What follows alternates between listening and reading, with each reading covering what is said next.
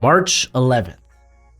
It's a day most NFL teams view as Christmas as it begins the new NFL season, but it also signals the start of free agency.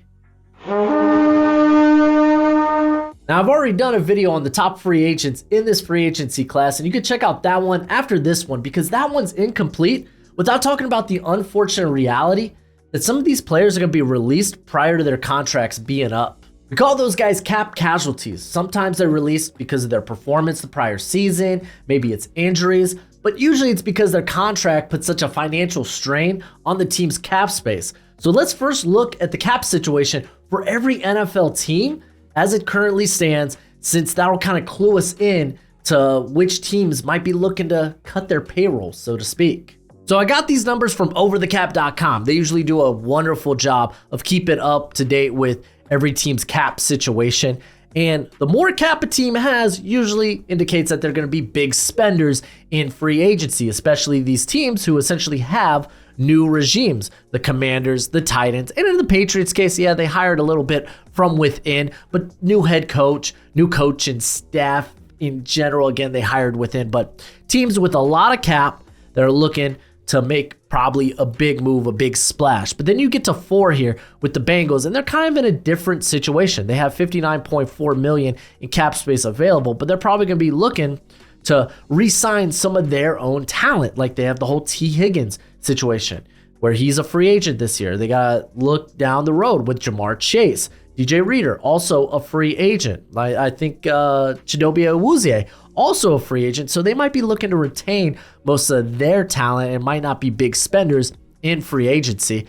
But it's not necessarily teams that didn't make the playoffs. You got teams like the Colts, who would have made the playoffs if they weren't knocked out by the Texans in week 18. So you have two teams who were very good down the stretch, who have a lot of cap space to go out and spend in free agency. You have the Bears here at $46.9 million, the Lions, $46.6 million, and they just made the NFC Conference Championship game. So they're going to be looking to make probably some big additions here, whether it's at guard, whether it's at edge, corner. They're probably going to try to make a splash as well. The Cardinals come in at $41.7 million in cap space, and the Buccaneers, another team who made the playoffs, come in here at 36.9 to round out the top 10. And the thing that I was kind of surprised about was how many teams had actually a good amount of cap space available for this upcoming free agency class. I was kind of shocked. The Rams are now in the positive, so they're trending in the right direction. Even the Vikings here at $24.7 million. The Chiefs, they have $24.1 million, but they're kind of in a similar case as the Bengals, as they're going to have to figure out how can they bring back maybe a Chris Jones or a L'Jarius Sneed. Even Mike Dana is a free agent, and they might just let him hit the open market. They did draft Felix Ndike Uzama, so I'm sure he's probably the next guy up there, but can they keep a Chris Jones and a L'Jarius Sneed? I got my doubts. But let's go ahead and get to these teams that are in the negative or close to, as the Jaguars here at $11.3 million, the Ravens $7.3 million, and then the Jets at $4.9 million. And then we get to the negative, where the Packers are the first team. I know that they restructured a few contracts earlier in the season so they could get under that cap mark, but they're going to be at negative $2.9 million. You got the Niners, the Seahawks here, and then the Steelers, you get that first big jump. The Browns here are at $19 million over the cap. A lot of that is because of the terrible contract they signed with Deshaun Watson. It's really going to limit what they can do in the next couple of years. Cowboys, Broncos, they're also down here, but I think the three teams that are really going to be cutting some of their players is the Chargers, Bills, and Dolphins, as they are very, very much so over the cap. Saints, they're kind of in a different stratosphere. They keep kicking the can down the road, and they're kind of stuck in salary cap purgatory. But let's go ahead and talk about who can be some of these cap casualties. Starting with the quarterback position, the big name is Russell Wilson, Mr. Unlimited. Now, the Broncos, they benched him for the last couple of weeks of the NFL season so he wouldn't get hurt because he has an injury guarantee in his contract. while cutting him doesn't free up cap space, it means less dead money the next couple of years. Outside of that, Nick Mullins was probably one of the other guys, I guess notable guys we could talk about. He just feels like a given that the Vikings won't want to move forward with him. Let's move to the running back position. Not a lot of big names, but I was looking at Jeff Wilson. I was like, yeah, it kind of feels like the Dolphins have his role with Von Achan. You got Naheem Hines, who just, I mean, that $4.6 million, that's a lot. Bills, they're kind of in a hole, so he looks like an easy one. Travis Homer. I mean, the Bears got a lot of players at running back. He just kind of the ones that stood out to me, but no big names here. But we get to wide receiver, and there's a few big names. I know this top one's going to surprise a lot of people. But Keenan Allen. Now, Mike Williams is for sure, I think, a guarantee in terms of cap casualty. He is owed $20 million. But the Chargers, if they want to go the extra mile, and I know Keenan Allen's kind of been this nice safety blanket for Justin Herbert, they could just say, yeah, let's just kind of free ourselves up from a lot of space, this cap space. We got a new coach, new GM, new regime. Let's kind of start a little bit new here. Now, I think Keenan Allen's probably the least likely among some of the cap casualties I have at the Chargers, or for the Chargers, but I thought he was one worth noting. Michael Gallup, if he is designated as a post June 1st cut, then that frees up $9.5 million for the Cowboys, and it results in only $4.4 million in dead cap. Some people also, you could also mention Brandon Cooks here. I think Gallup's maybe a little bit more likely. Hunter Renfrow, I think he's just a given at this point that he's going to be cut by the Raiders. That's going to free up a lot of money. Russell Gage, going to free up $6.5 million there for the Buccaneers. Allen Robinson, oh, that's a given right there. $10 million. Just frees the Steelers up. That's such a big contract just to get rid of. We got MVS from the Chiefs, who $12 million. That frees up a lot of money if they want to bring back a Chris Jones or a L'Jarius Sneed. Tim Patrick's kind of a given for the Broncos. Just has been hurt the last couple of years, unfortunately. Few lesser names that I think have shots at being cut. Ashton Dulin, who's owed $2.7 million next year. You got Terrace Marshall, who was kind of a trade target, and I think they'll just ultimately release him. And then Zach Pascal for the Cardinals.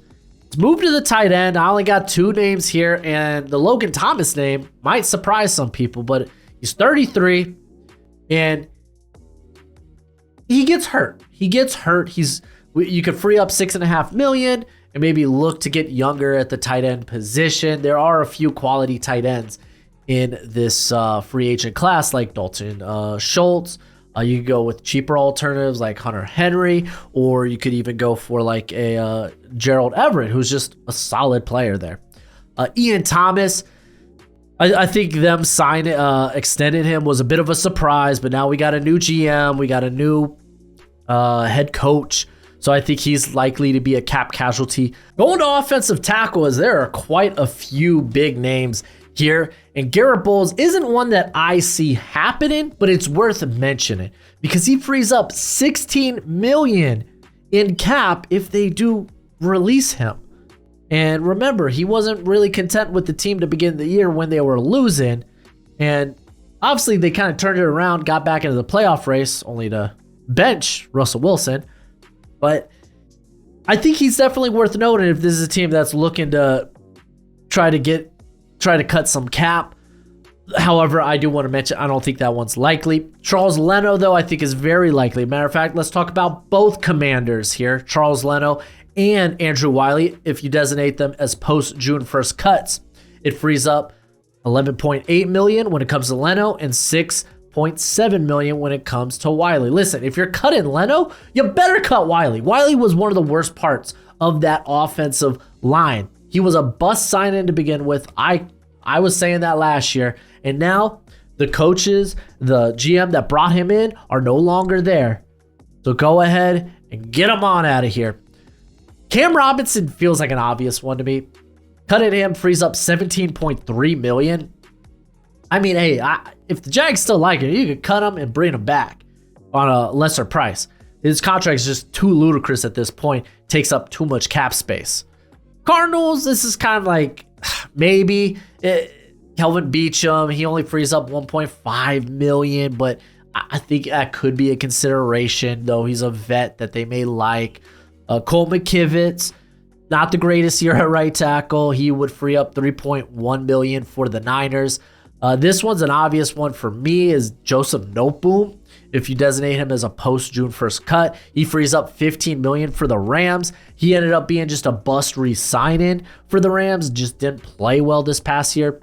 Fred Johnson, honestly, he's a good body to have on the offensive line. So I just listed him here as a potential cut. David Bakhtiari, I imagine he's retiring, so he's going to free up some money for the Packers. Let's go to the guard position. I only got two guys here. And Mark Lewinsky, I think, is a given. The offensive line hasn't been good for the Giants. Get some different names up in here because what you currently have isn't working. He would save 5.7 million. Lester Cotton, if you're the Dolphins, you're just looking at any way that you can trim down that cap space. And Cotton wasn't that good in my opinion this past season, so he would free up 1.1 million. At center, I only got a couple of names. Brian Allen would free up 4.9 million, and essentially he lost his starting job to Coleman this past season.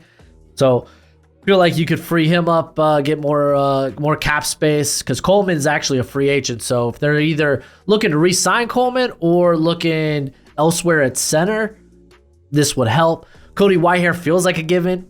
9.2 million. He would free up in cap space for the Bears. Just unfortunately hasn't been that good. So do that, Bears. So those are some of the offensive line guys that I think can be cut. But before we get into the defense, I gotta give a shout out to Underdog Fantasy. Thank you for being the sponsor of today's video. If you like weekly best ball or my favorite, higher lower on player prop bets, check out Underdog Fantasy. They got a ton of promos going on for the big game, as I think they have Pat Mahomes over or under 0.5 yards. It's kind of a given. You kind of assume he's going to get 1 or more yards, right? So they're giving you a free square to start that higher or lower on the player prop bets. But when you sign up using promo code BROSHMO, they will match your first deposit up to $100 dues. So go ahead, check that out. Use promo code BROSHMO when you sign up. But as always, please bet responsibly. Let's go ahead, get into the defense, starting with the edge position. And we're back here with some Chargers. It's already been reported that the Chargers are looking to trade Khalil Mack. He would free up 23.3 million. It makes sense. I think Joey Bosa could end up being a post-June 1st cut, or at least designated as a post-June 1st cut. Great player, can't stay healthy. If you designate him as a post-June 1st cut, he frees up 22 million. And you could look to free agency, maybe because free agency's actually got a lot of good edge talent. You could look to that. You have Toi Piloto at the other edge spot. So I think that's plausible, honestly. I think it goes Mike Williams, Khalil Mack, Joey Bosa, and then with the least likely being Keenan Allen. Tyus Bowser, unfortunately, was beat up this year. They might bring him back. They might. I imagine there's a soft spot in there. He's been really good for the organization, but he would free up 5.5 million. Peyton Turner, a guy that just hasn't worked out. If the Saints are looking to shed some contracts, I think he would make some sense at 2.4 million. And then the Dolphins, Emmanuel Ogba, just makes too much sense. He would free up 13.7 million for the Dolphins. Going to the interior defensive line, you have Lawrence Guy, just a guy that's older. He would free up 3 million. I don't think that's like something that will happen. Then you have DJ Jones, Broncos, another team that's going to be looking to make some cuts to free up some cap space. He would free up 9.9 million for the Broncos. You got Dean Lowry would free up 2.1 million, but he was really just depth at this point this year. And then Brian Moan would free up 5.1 $4 million, which is a shame. He was hurt all this past season, I think because of the ACL, so didn't play at all. But they're already losing quite a bit in terms of free agents on the interior. But I don't think Moan's worth keeping. I mean, you got a new head coach in there, so he might be just looking to hopefully free agency to fill that in with maybe a couple of his guys that may be available. I say a couple of his guys that may be available. There's Justin Matabuke, and that's about it on the interior. And I feel like Ravens are going to slap him with the franchise tag. But regardless, this frees up some cap space for the Seattle Seahawks. Going to linebacker, I only have a couple of names. As Jerome Baker is an obvious one. He would free up $9.8 million. Remember, the Dolphins are desperate to shed some of that cap, as they are like 53 million over the cap right now. Leighton Vander Esch kind of sucks just because the injuries, so it's like it's tough, but he would free up $2.1 million for the Cowboys. And Duke Riley for the Dolphins would free up 2.5. So not really big names there. Let's go ahead and move to corner. Let's move to the secondary, as there are a couple of big names here. The big one for the Dolphins is Xavien Howard, as they would have to designate him as a post June 1st cut, but he would free up at that point $18.5 million. So I really think that's probably something that could happen. Rasul Douglas just kind of makes sense for the Bills. Again, another team that will be looking to shed some of that cap. He would free up $9.9 million. I think maybe they try to rework that because he was pretty good for them. Like, Rasul Douglas has been a good corner in the league past few seasons. Darius Williams, you have a new DC coming into town, and I don't think Williams is really going to fit Nielsen's defense. So they could go in a different direction and free up $11 million in cap space, which is a shame. I think Darius Williams has been playing really good football, but I just don't think he ends up being a good fit for Nielsen's defense.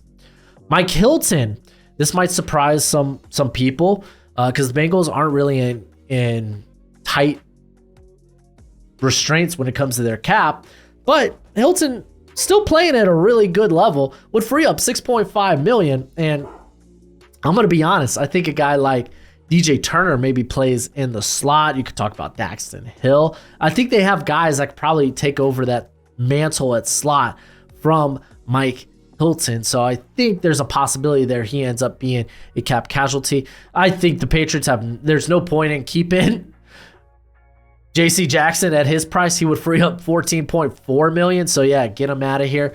Again, the Dolphins, these are a couple of lesser ones where like the Dolphins are desperately shedding some cap. Chris Lamons was suspended earlier this year. So like, I don't think the Colts, like he didn't really offer much for the Colts anyway. But let's move to the safety position, as Eddie Jackson's kind of one that just makes sense. It frees up a lot of cap. He's getting up there in years. It's a real shame because I still think he's got a little bit left in the tank there too. But I think that's a possibility. Kevin Byard just makes too much sense. Just didn't play that well. To be fair, the Eagles defensive, especially the back end, didn't play that good anyway. But he frees up $13 million for the Eagles.